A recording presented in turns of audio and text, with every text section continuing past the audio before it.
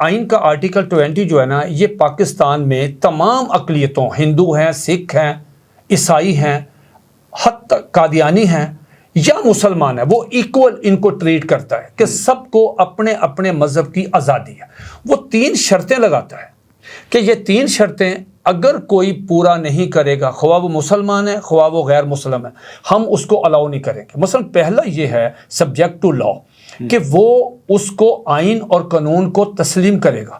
دوسرا یہ ہے کہ صاحب وہ اس کی تبلیغ سے لا اینڈ آرڈر کی صورتحال پیدا نہ ہو۔